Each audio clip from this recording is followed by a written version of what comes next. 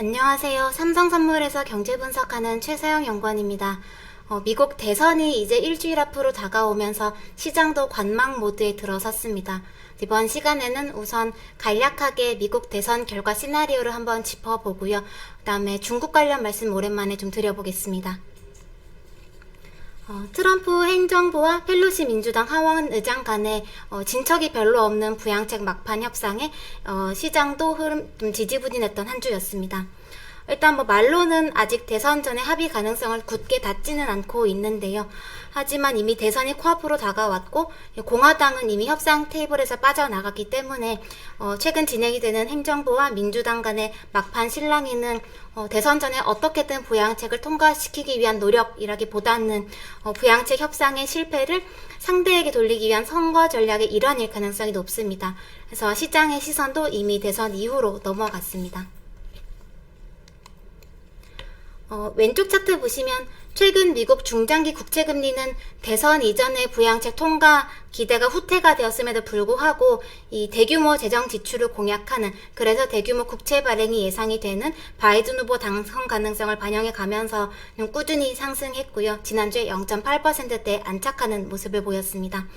하지만 결국 미국이 재정을 쓰기 위해서는 이 대통령의 의지뿐만 아니라 상하원의 의회 동의가 동시에 필요하기 때문에 실제로 나올 부양책에 대한 기대는 이 행정부 결과 자체만으로 형성이 되기보다는 이 의회와의 조합에 따라서 민감하게 좌우가 될 가능성이 있습니다.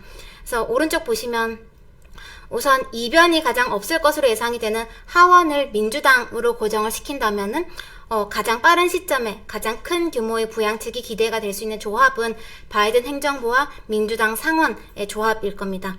네, 반대로 만에 하나 바이든 후보가 당선이 된다라고 하더라도 이 공화당이 상원을 가져갈 경우에는 이 공화당이 지출 계획에 많은 수정을 요구할 가능성이 높고요. 그럴 경우에는 부양책 규모 축소 가능성은 물론이고 통과 시점에 대한 기대도 후퇴가 될 수 있습니다. 그리고 그럴 경우에는 바이든 후보 당선에도 불구하고 금리와 증시, 특히 이 부양책을 기다렸을 가치주나 중소형주의 하락 가능성을 염두에 둘 필요가 있어 보입니다. 근데 이 경우에는 다른 한편으로는 법인세 인상 가능성이 사실상 제거가 되기 때문에 이 부양책 증세에 가장 많이 노출이 되었을 빅테크 기업들은 안도랠리를 보일 가능성이 좀 있고요. 또 부양책 전망이 약화가 되더라도 그로 인해서 저금리 환경 장기화 전망에 힘이 실리고 중장기 금리가 하락한다면 이 대표적인 성장주인 빅테크들에게 그렇게 나쁘지 않을 수 있습니다.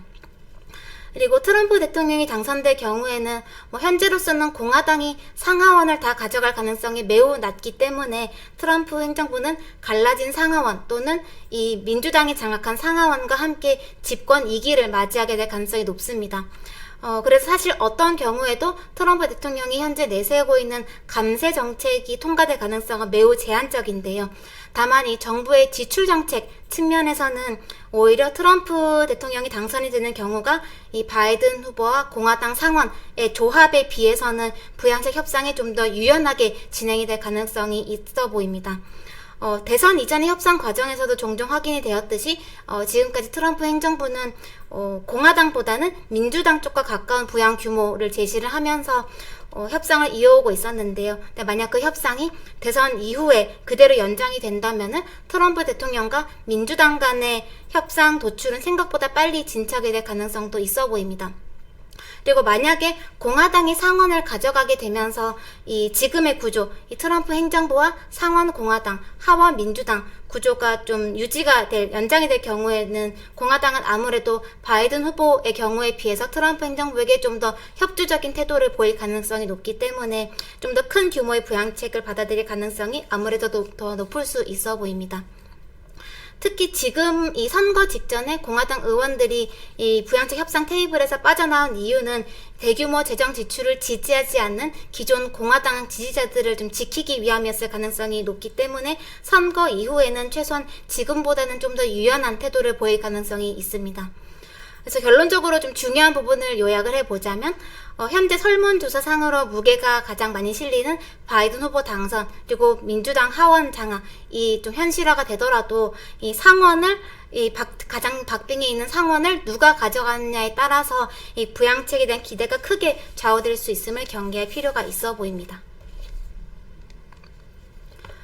또 한편으로 이 부양책 전망 변화에 따라서 가격이 크게 변동이 될 수 있는 또 다른 자산은 금 가격입니다. 금 가격은 보통 좌측 차트 보시듯이 미국 국채금리와 기대물가 간의 격차인 실질금리가 하락할 때, 다른 말로 국채금리 대비 기대물가가 좀 더 많이 상승할 때에 좀 금 가격에 우호적인 환경이 조성이 되고요. 그리고 달러가 약할 때 상승 압력을 받는데, 저는 개인적으로 이 부양책 전망이 강해질 경우에 실질금리가 하락할 가능성, 그리고 달러의 약세 압력이 가해질 가능성에 무게를 두고 있고요. 두 가지 환경의 조합이 금 가격의 상방 요인으로 작용할 가능성에 무게를 싣고 있습니다. 다만 반대로 부양책 기대가 후퇴가 될 경우에는 금 가격의 상방 요인을 찾기가 어려워질 수 있다라는 이야기가 되기도 합니다. 물론 이 부양책 전망이 강해질 경우에는 좌측 차트에 있는 국채금리와 기대물가가 동시에 상승 압력을 받을 가능성이 높아지기 때문에 그 둘 간의 격차인 실질금리 자체의 방향성을 가늠하기가 좀 쉽진 않을 수 있습니다. 다만 저는 개인적으로 연준의 자산 매입 정책이 이 중장기 국채금리 기울기를 어떤 경우에도 좀 완만하게 유지를 시켜줄 가능성, 그래서 실질금리가 긴축적으로 움직이는 것을 연준이 쉽게 용인하지 않을 가능성에 무게를 두고 있습니다. 최근 연준이 하는 얘기들을 보면은 자산 매입 정책 전략의 변화를 줄 가능성을 시사를 하고 있는데요. 저는 그 바뀌는 정책의 골자가 재정 확장 정책이 강해져서 국채 발행량이 늘어날 경우에 그로 인한 금리 상승 압력이 구축 효과로 돌아오지 않게끔 이 자산 매입 정책을 따라서 확대시키는 방향의 전략이 새롭게 나오지 않을까 생각을 하고 있습니다. 오랜만에 중국 관련 말씀을 좀 드리겠습니다. 지난주 발표됐던 중국 3분기 GDP 결과, 그리고 중국의 9월 산업생산, 고정자산 투자, 소매 판매와 같은 주요 좀 실물 지표들 발표는 코로나의 진원지였던 중국 경제가 이제 정상 궤도에 안정적으로 안착했음을 보여줬습니다. 중국 같은 경우는 다른 국가들에 비해서 코로나 초기 국면에 좀 강력한 경제 활동 봉쇄를 시행하면서 코로나를 상대적으로 일찍 제어를 했는데요. 그랬던 만큼 중국은 여전히 정부 지출의 대부분이 소득 보전 성격에 머무르고 있는 다른 국가들과는 달리 한 2분기경부터 정부 지출의 상당 부분을 투자 쪽으로 활용을 하면서 경제를 빠르게 끌어올릴 수 있었던 것으로 평가가 되고 있습니다.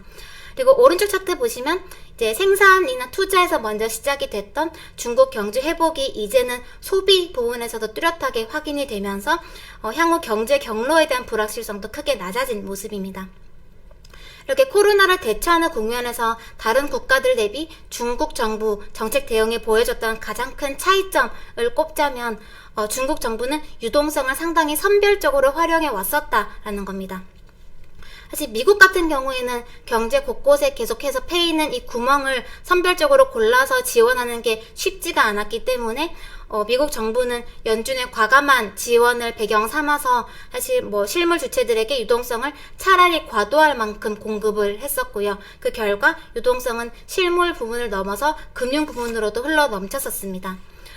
반면에 중국은 이 필요한 부분의 유동성을 선별해서 지원을 하되 그 이상 넘치지 않게끔 유동성을 계속해서 관리하겠다라는 의지를 강조해 왔었습니다.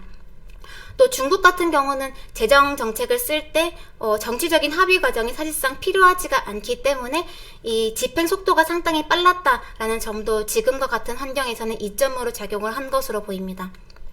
그리고 앞서 말씀드렸듯이 정부 지원의 성격이 소득 보전의 형태보다는 투자 쪽으로 집중이 되었다라는 점도 이 정부 지출의 실물 경제 기여도를 상당히 효과적으로 높인 배경 중 하나였습니다. 그리고 이런 국가 간의 정책 대응의 차이는 왼쪽 보시는 미중 간 국채금리 격차 확대, 그리고 오른쪽 보시는 위안화 강세로 나타났습니다. 사실 지금까지 진행된 이 위안화 강세 속도가 상당히 부담스러운 건 사실입니다. 하지만 당분간 이 추세가 바뀔 만한 이유를 찾기 어려운 것 또한 사실인데요. 사실 코로나 이전에도 중국은 수출에 대한 의존도를 줄이고 내수의 소비 기반을 키우기 위해서 자본시장 개방을 추진하겠다는 전략을 지속적으로 내비쳐 왔었습니다. 하지만 이 중국 내부에 누적이 되어 있었던 민간 기업들 부채 문제, 그리고 이 미국의 금리 인상 사이클은 중국 경제의 경착륙 리스크를 계속 간헐적으로 좀 자극을 해왔었고요. 그래서 중국은 경제 구조개혁 전환의 속도를 내기가 좀 어려운 상황을 계속해서 마주해 왔었습니다.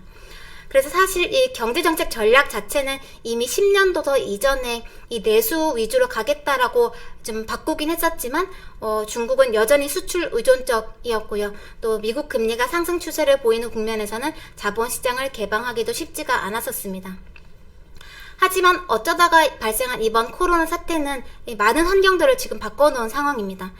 일단 중국은 코로나를 먼저 극복했다라는 이점과 또 코로나 방역 관련 물품에 대한 글로벌 수요 급증, 그리고 선진국들에서 서비스 소비가 감소한 빈자리를 이 내구재 소비가 대신 채웠던 현상들이 이 위안화의 약세 없이도 중국의 수출 경쟁력을 높이는 배경으로 좀 작용을 했었습니다. 그리고 또 나홀로 금리 인상 사이클을 지속하면서 이 중국에 부담을 주던 미국이 최소 향후 3년간은 이 제로금리 시대로 좀 회귀를 하면서 중국은 이 자본시장 개방 측면에서도 여유를 좀 얻은 상황이 되었습니다. 아마 미국이 금리를 낮게 유지를 할 수밖에 없을 향후 3년에서 한 5년 정도 기간 동안 중국은 자본시장 개방의 호기로 삼아서 적극적으로 이 구조개혁을 추진할 것으로 예상이 되고요. 이 구조 전환을 용이하게 하기 위해서 상대적으로 높은 금리 환경, 그리고 안정적인 위안화 강세의 추세 환경을 좀 안정적으로 유지를 하고자 할 가능성이 높아 보입니다. 근데 이 지속적인 위안화 강세가 물론 수출 쪽에는 부담이 되겠지만 사실 중국은 수출보다는 내수 소비에 의존하는 경제 구조로의 전환, 이 중산층의 소득과 소비 기반 확보 정책의 속도를 내면서 위안화 강세를 감내할 수 있는 경제 체력을 키우는 쪽에 좀 더 집중을 할 가능성이 높아 보입니다.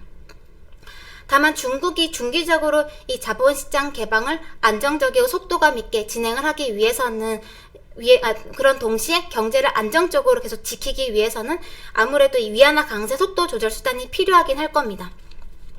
다만 이 환율을 시장에 맡기는 모습을 유지를 해야 신뢰를 계속 좀 얻을 수가 있기 때문에 정부가 직접 환율을 관리하는 모습을 드러내고 싶어 하진 않을 텐데요. 그래서 아마 그보다는 중국 내에 있는 경제 주체들, 중국 내 금융기관들의 해외 투자를 함께 촉진시키는 방식을 통해서 위안화 강세 속도 조절 수단으로 활용할 가능성이 있어 보입니다.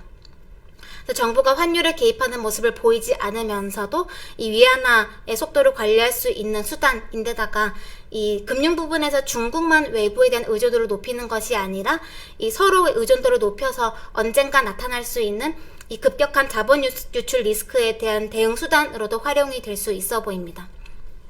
그래서 어떻게 보면 중국은 사실 이 무역이라거나 첨단 기술, 그리고 외교, 체제와 같은 거의 대부분 부분에서 미국을 비롯한 이 서방 국가들과 긴장을 계속 높여가고 있는데요. 하지만 거의 유일하게 문을 더 크게 열어가고 있는 부분이 바로 이 금융교역 부분입니다. 그래서 이렇게 엇갈린 구도가 향후에 야기할 수 있을 기회와 리스크를 동시에 좀 고민을 해봐야 할 시점이지 않을까 생각을 하고 있습니다. 이번 주 시장은 대선을 일주일가량 앞뒀기 때문에 긴장 속에서 방향성 없는 등락을 대선 전까지 이어갈 가능성이 높아 보입니다. 이번 주에 또 미국 대형 기술주들 실적 발표라거나 주요국 3분기 GDP 발표와 같은 굵직한 결과들이 예정이 되어 있긴 하지만 그 결과에 따른 방향성이 쉽게 잡히기는 어려운 시기입니다. 그리고 ECB 회의에서는 최근 악화가 되고 있는 코로나 상황, 그리고 부진한 물가를 반영해서 연내 추가 정책 발표 가능성을 시사하지 않을까 생각을 하고 있고요. 그리고 또 마지막으로 26일부터 열리는 중국 오중전회에서는 향후에 이 5개년의 경제 전략 계획이 좀 구체화가 되어 갈 텐데 이 내부 성장 동력 강화, 기술 독립에 대한 구체적인 계획과 중장기 성장률 목표 수준이 논의될지 여부도 주목 사안입니다. 이번 한 주도 시장 대응 잘 하시길 바라겠습니다. 감사합니다.